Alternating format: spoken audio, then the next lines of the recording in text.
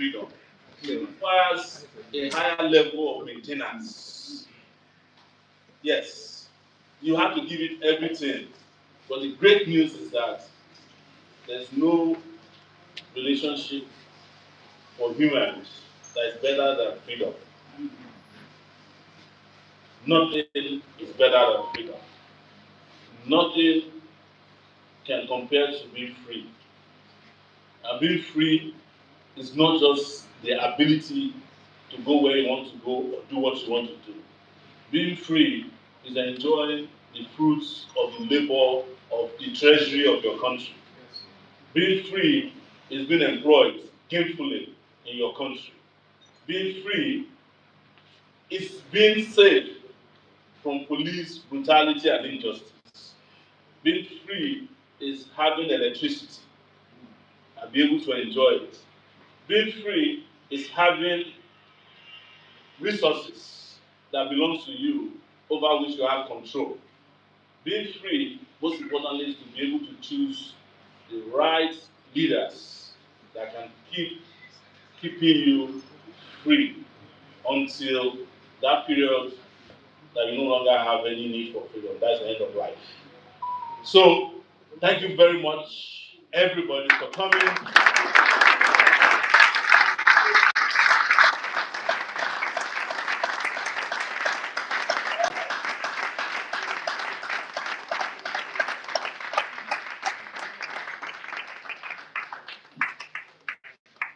Now to recognize Comrade Shongo. He walked in while these are comrades that falling in love with freedom a long time ago. But one last thing I want to say, falling in love with freedom should not stop you from falling in love with someone you love. So let me end it on the special and just say, talk to your neighbor and say, I love you.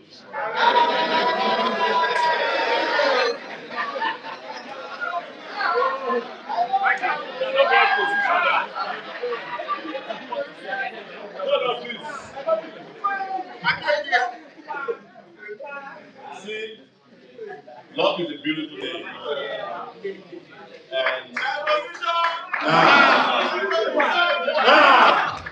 and you know, when they're talking about love, there is one man that's been in love with freedom for a long, long time. Just be clapping, just be clapping, just be clapping.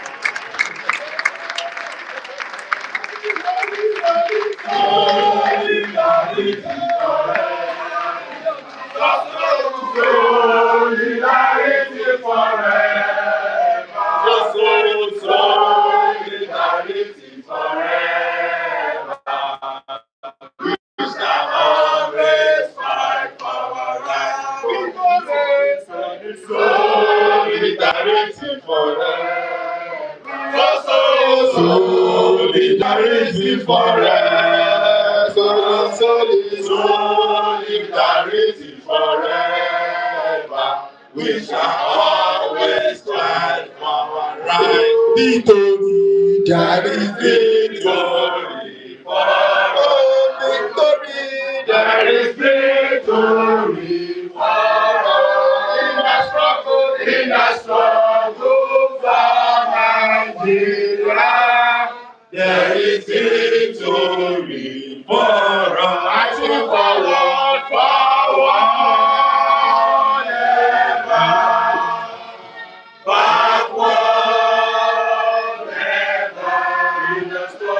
In the struggle for Nigeria, there is victory.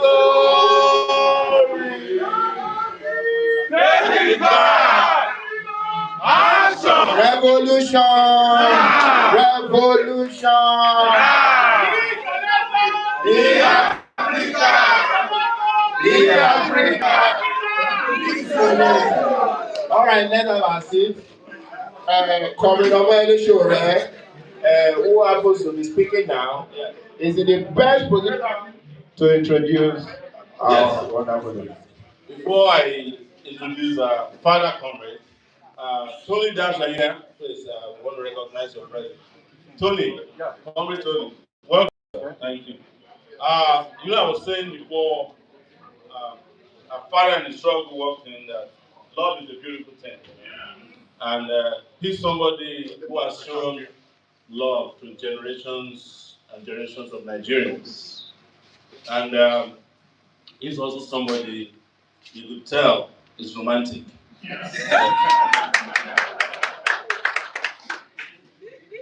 I met him in 1992 at the University of Lagos. I can't say enough of it. And whenever I ran for election since 2019, he always voted for me. I can tell you that.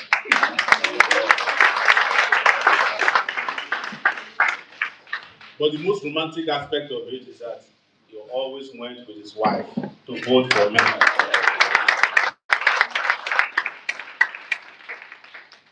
So, ladies and gentlemen, I can't even afford to do it if I want to waste your time without introducing this very important personality, uh, Femi Fala, senior advocate of Nigeria.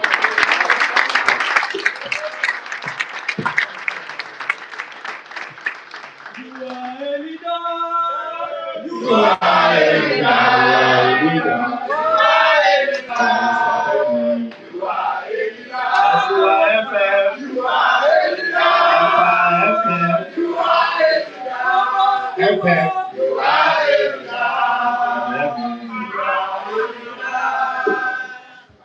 And it's very important before he steps to the podium that each time you see some of these ideas that we implement, it started from him.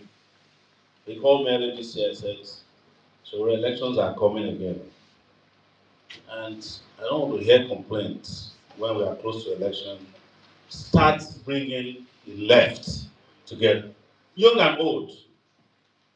And when we were planning this, we were supposed to have sent him letters weeks ago. But somehow, never got the letter that was supposed to get to. I called him this morning. I said, sir, we want to apologize that we have not sent the letter to you that we also have sent to you. So we are going to appeal to you last minute to please come to our Fall in Love with Freedom event. He said, so what is that again? I said, sir, I want to replace uh, Valentine with some greater and bigger love. So uh, he had to leave a Valentine plan between him and his wife to come here today. Please welcome Femi Fala.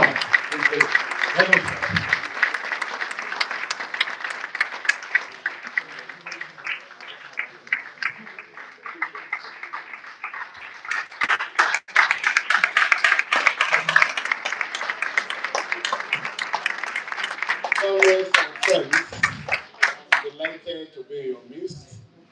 Even though I got this invitation only this morning. I'm in another meeting. I have to rush down so that I can solidarize with you before rushing back. First of all, I would like to thank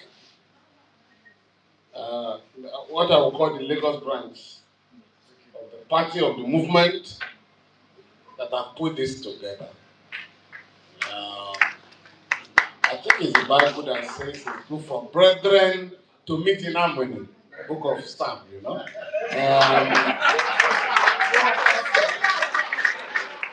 Let me start by making one correction.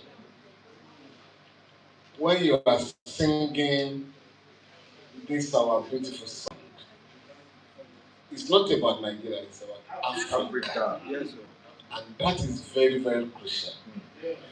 And we can't talk of Africa at any time more than now, that the entire continent has been captured by imperialism. Even leaders of the Mandela status can no longer be located. As we're gathered here, your country, my country, has become a satellite of imperialism under Mr. Tinubu. On Christmas Day, a madman woke up and shocked all of us when he said we had launched an airstrike in Nigeria and we had killed terrorists who were killing Christians. Your government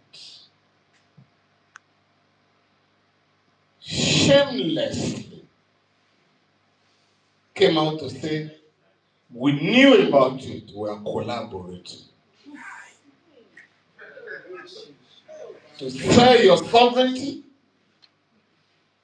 and just 2 weeks ago, we were also told by the Americans that we have sent troops to Nigeria.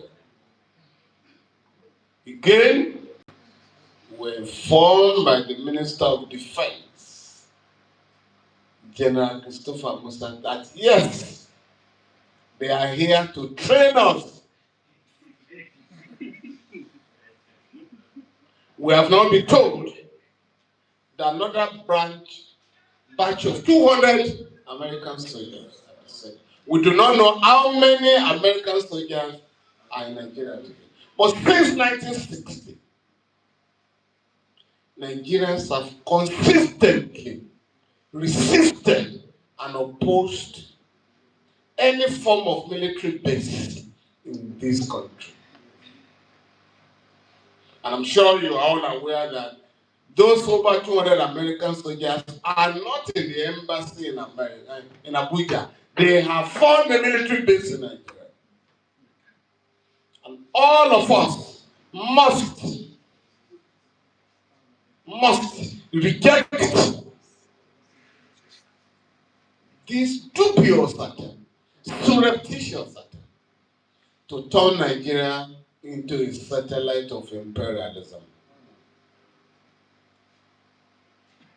Just this week, just yesterday, we marked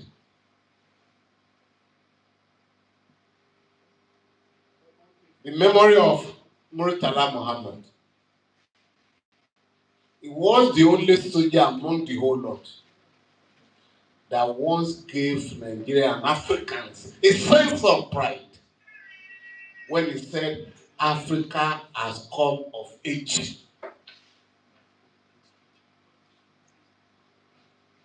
For our generation,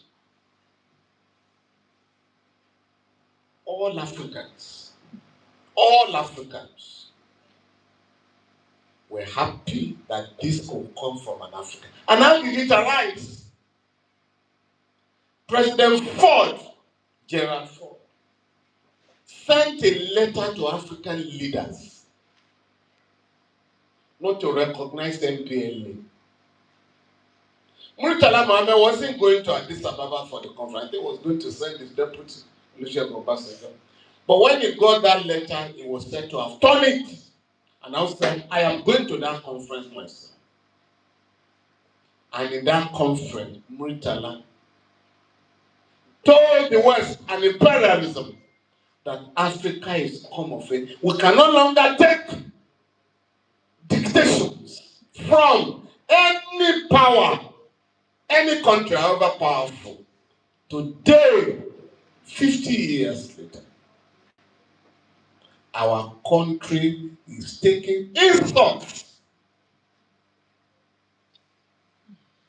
insulting directives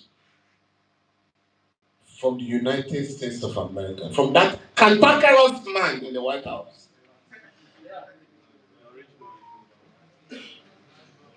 It is so bad to the extent that Venezuela was attacked.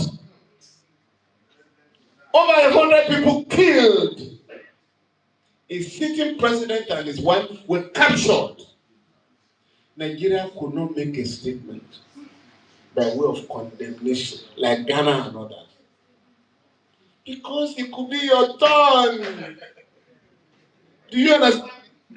It's a case of a Patafino Yande. It can be anybody's turn. Unless the whole world rise up